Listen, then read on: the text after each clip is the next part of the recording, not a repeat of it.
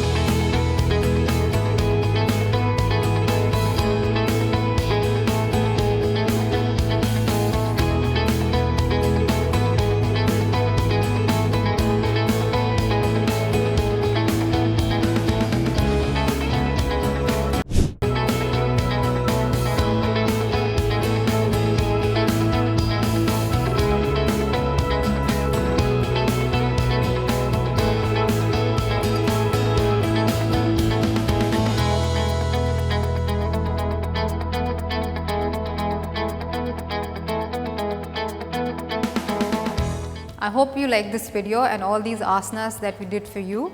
You can do these asanas in the morning so that it prevents you from any kind of injury and makes your day nice and smooth, especially now that the winters are coming. Okay, so if you liked this video, please like, share and comment. Thank you.